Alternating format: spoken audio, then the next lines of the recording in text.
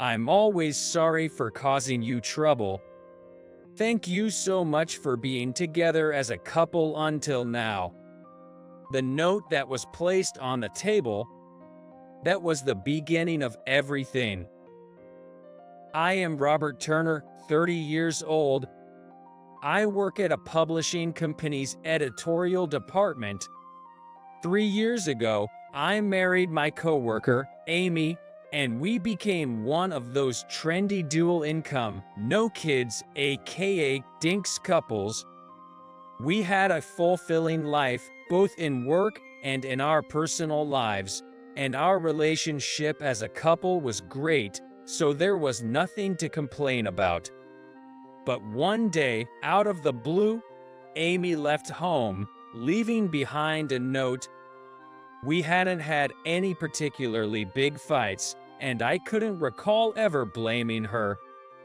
I was left completely bewildered, not understanding the reason for the divorce. If I look back at it now, our first encounter was during the new employee training at work. I was in my 5th year at the company and was responsible for mentoring Amy, who had just graduated from college and was part of the younger generation. I'm Amy Turner. Nice to meet you. I felt a little uneasy about how excessively cheerful and carefree she was. As expected, she didn't take work seriously at all.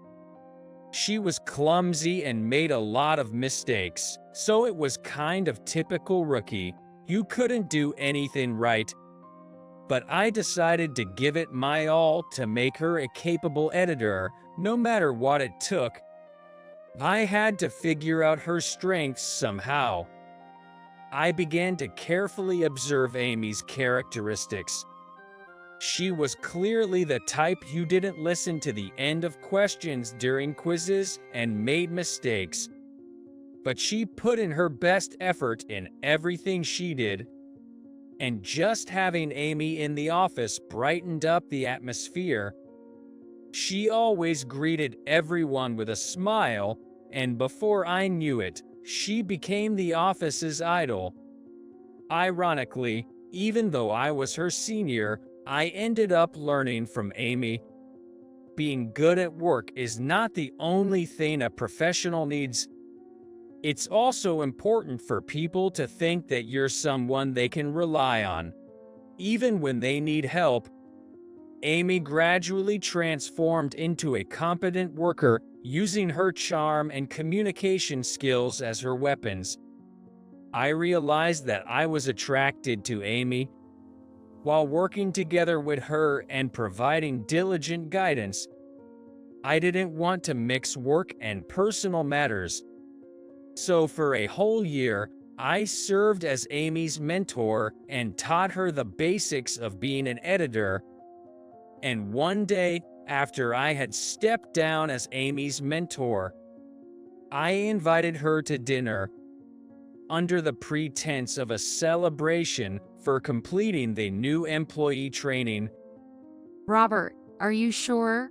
This place is famous and even featured in magazines, right? Amy looked around nervously. The restaurant was clearly too extravagant for just a regular celebration. I cheerfully reassured her, "Today, it's on me. It's a reward for all your hard work over the past year, so I went all out." I said that. Amy visibly relaxed and smiled in relief. She was concerned about her dining companion and their financial situation. That's why I liked her. We talked about work while savoring the renowned French full-course meal. Drinking a bit of wine, Amy's cheeks turned slightly pink, and she looked so cute that I couldn't help but be charmed. After dessert was served, to be honest, the reason for this celebration is actually an excuse to invite you, I said to Amy, who was bringing sweets to her mouth with a smile. And I continued, "I actually want to seriously date you. not as a colleague. Amy's mouth hung open wide, looking surprised. I thought maybe it was a bad idea after all. Just as I was starting to feel discouraged, Amy burst into laughter. Of course, it's okay. Yay. My wish came true for a year. Amy's response nearly floored me. She was such an honest girl. I found myself laughing along with her and feeling relieved. For some reason, her boundless cheerfulness was a source of comfort to me. I was glad she was my partner. Even after we started dating, I often felt that way. My personality is the serious and meticulous one, and her personality is the cheerful and impulsive one. You and I make the perfect couple when we add our qualities together. So, would you please marry me? That's how I proposed to her. Amy cried tears of joy, and we managed to get married happily. Even after our marriage, Amy felt like the car had gone out of control.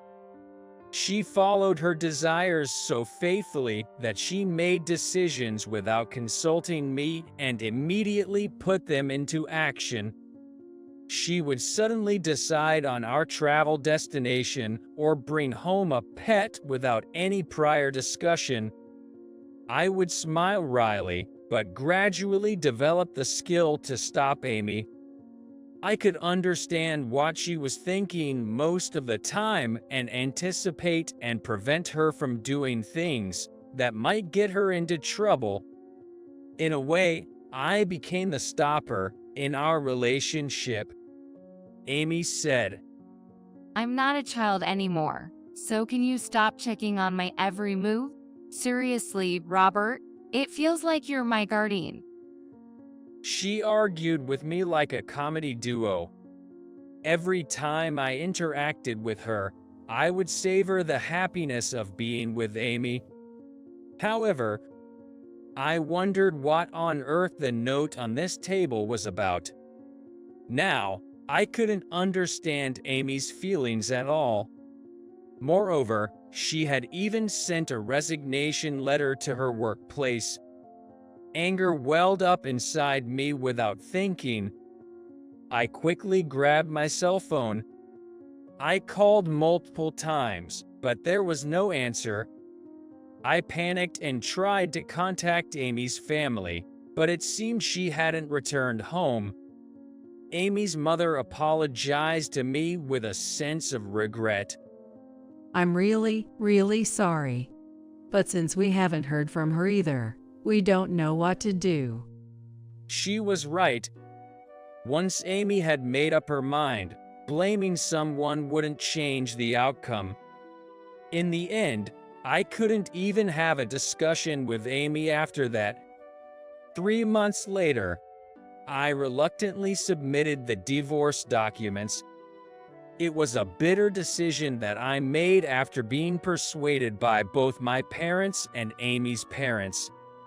5 years after the divorce with Amy, I had become a lonely single man and threw myself even more into my editorial work than before.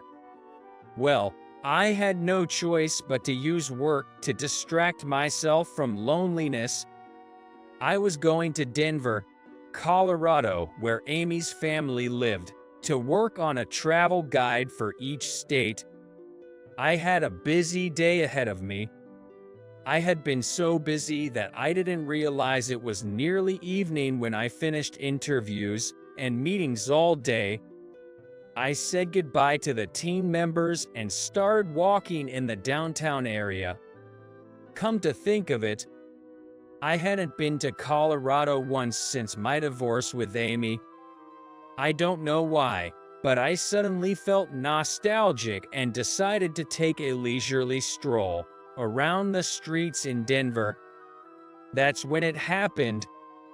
I spotted a mother holding the hand of a young child coming towards me. As I absent-mindedly gazed at them, I inadvertently muttered in shock. Amy, isn't that Amy? I couldn't help it and tried to blend into the crowd to sneak a peek at her from afar. It was indeed Amy, and thanks to the child throwing a tantrum, it seemed that Amy hadn't noticed me at all. She walked past me, talking to the child. Watching her like that, my pride was completely shattered. Dark emotions surged within me. Is Amy the only one who remarried and is happily living her life after our divorce? Even though it's been 5 years, I was honestly surprised by the immense damage I was feeling. I have given up on Amy. Somewhere deep inside, I realized that my feelings for Amy had never truly faded, but Amy has moved on, leaving me behind. I had to repeatedly remind myself of that. Unfortunately, though, it means I had no role to play. Finally, I decided to leave that place, feeling like I could accept it. However, at that moment, Mommy, there's Daddy.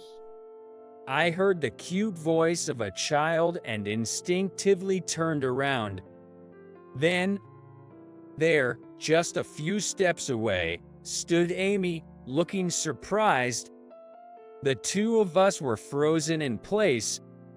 I couldn't get the words "Daddy" out of my head. Amy remained silent, looking uncomfortable. Long time no see. You seem well. If you have the time. I couldn't help but suggest to go to a nearby coffee shop to talk. Amy nodded slightly, and I addressed the child. His name was Kevin. He looked like a lively and healthy boy. We entered a nearby coffee shop and, despite the initial awkwardness, began to chat about our recent lives and engage in trivial conversation. After a while, I mustered the courage to ask Amy the question that had been on my mind. Actually, why did we end up getting divorced? I can't think of any reason at all. Amy looked uneasy, but it seemed like she had made up her mind. She took a deep breath and said, There's something I haven't told you for a long time. I listened intently, my heart pounding. What was the reason that drove Amy to leave our home? What had I done? I found out your true feelings. I overheard you saying that having a wife was a hindrance, that we got married too early. As Amy looked after Kevin, she spoke to me earnestly. Her voice gradually quivered, and tears welled up in her eyes. Amy said that upon hearing this, she felt she shouldn't be here and was leaving. While I was listening attentively to Amy's story, for a moment, I was left dumbfounded. I had no recollection of making such a statement. Did I really say something like that? When I asked her if it might be a case of mistaken identity, she only shook her head. As I stood there, arms crossed, lost in thought, it suddenly hit me. Could it be? I got it. It was that time. I exclaimed loudly enough for the entire coffee shop to hear. No, it's your misunderstanding. I began to explain the situation at the time to the bewildered Amy. It was about my work in editing. It was a made-up story, fiction. I'm sure you misunderstood it. You know my university junior, Ethan, is a writer, right? Amy finally seemed to understand and covered her open mouth with her hand. I proceeded to explain Ethan's situation. He was working and pursuing a career as a novelist at the same time. He had one's fingers in two pies, So when Ethan came to me often, he always sought writing advice. On that day 5 years ago, Ethan had hit a roadblock while working on a submission for a literary award and called me for advice. Please, don't tell Amy that I contacted you. I think she has some professional connection with the judges, doesn't she? So tell me honestly, what do you think of my work? Without thinking, I gave him some advice. I think the protagonist's emotional state regarding considering divorce isn't well written. If it were me, I'd emphasize how his wife's presence is a hindrance and that the marriage was rushed. Otherwise, the subsequent writing won't have the right impact. Ethan didn't want the details of his work to be heard by others, so I intentionally moved to the bedroom to discuss it and offer my advice. Little did I know that Amy had come into the bedroom to retrieve something at that moment. Amy had misunderstood my advice and thought I was talking about our own marriage. 5 years later, I discovered this shocking truth. I can't help but be amused and baffled by Amy's clumsiness. Amy, with a somewhat awkward smile, seems to share the sentiment. We've gone through a divorce all because of her misunderstanding. I guess all I can do now is laugh about it. I'm really sorry. It was all my misunderstanding. I can't bring myself to say that it's okay. Her actions were far from okay. Why didn't she just ask me about it before leaving the house? It's just another one of Amy's typical misunderstandings.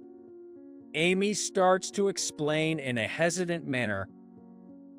After the divorce from you, I actually wanted to go back to my parents' home. But then, I found out I was 2 months pregnant. I couldn't go back to your place or my parents' place. So, she explained her situation to an acquaintance in the editing production and got a job as a contract employee. Amy didn't want to burden her parents, so she rented an apartment and managed to give birth to our child on her own. However, being a single mother turned out to be more challenging than she thought. She struggled financially, and finally, she came back to her parents' home. She hadn't been in touch with them for a long time, and she says they gave her quite a scolding. While listening to her, I can't help but feel like I'm about to fall out of my chair, and I glance at Kevin, who's eating his parfait in front of me. Is this child really mine? I couldn't help but ask the one question that had been bothering me the most. Earlier, Kevin called me daddy, didn't he? How did he know that without even meeting me? Amy explains with a somewhat awkward smile. At Kevin's preschool, they were making drawings for Father's Day. When he asked, "Where's my daddy?" I showed him a picture of you. That's why he hugged you right away when he saw you today. I was inundated with various shocking revelations, and my mind was in turmoil. Not only had the cause of our divorce been Amy's misunderstanding, but I had also unintentionally become a father to a boy. I'm really, really sorry. My misconceptions and hasty judgments disrupted your life and caused you trouble. Amy began to apologize fervently. While I was internally frustrated, I couldn't help but find the situation increasingly amusing. Isn't this a fantastic life? I've wanted children from the beginning of our marriage, and I never really wanted to divorce Amy in the first place. In fact, it's a happy situation for me. While thinking that, I've become oddly accepting of Amy's eccentricity. Even though I was that serious and stubborn, I'm not even fazed by the fact that there's a hidden child. It's okay, really, calm down. More importantly, thank you so much for raising our child alone for these past 5 years. It must have been tough, and you did really well. I stopped Amy from apologizing wholeheartedly and continued, looking at her with teary eyes. I apologize for creating a situation where you might have misunderstood that I should have been your greatest supporter, wanted a divorce. Besides, back then, I was so busy with work and constantly on business trips. So it wouldn't have been strange for you to suspect me of infidelity. Maybe she recalled that time. Amy suddenly burst into tears. That's right, I was at fault too. I shouldn't jump to conclusions based on her quick judgments. I gently suggest to Amy, shall we fix this messed up situation together? You, me, and Kevin, should we give it another try? When I said that, Amy, sobbing, replied, Is it really okay with someone as clumsy as me? What if I cause trouble for you again, Robert? She said that, but I laughed and said, what are you talking about now? You've been like this from the beginning. My otherwise dull life becomes enjoyable and fulfilling because of the interesting accent called you. Come on, let's go down to the bureau for the marriage license. Amy finally smiled when she heard my sarcastic remark. Kevin was seeing us all with smiling faces and shouted, Mom, Dad, let's go. That's my boy. He understands how to handle Amy's mood. The three of us walk hand in hand on the road as the sun sets, so that we didn't pass by each other anymore and we didn't drift apart anymore. It was finally the moment when Amy and I became a genuine married couple. A year has passed since our fateful reunion in Denver. We successfully remarried. We returned to being the same old eccentric couple, and Kevin quickly accepted me too. Today is Kevin's preschool field day. I'm putting my all into the parent-child event. I'm going to win first place in the parent-child competition for my son, who has been lonely for 5 years. Amy watches me with a happy expression. Maybe I've treated Amy like a daughter until now. But now, we're partners in each other's important lives. I make sure to listen to Amy's opinions well before making decisions on my own. These past 5 years have had their share of challenges, but we'll make every day a happy one, enough to turn it into material for stories. I'm really determined,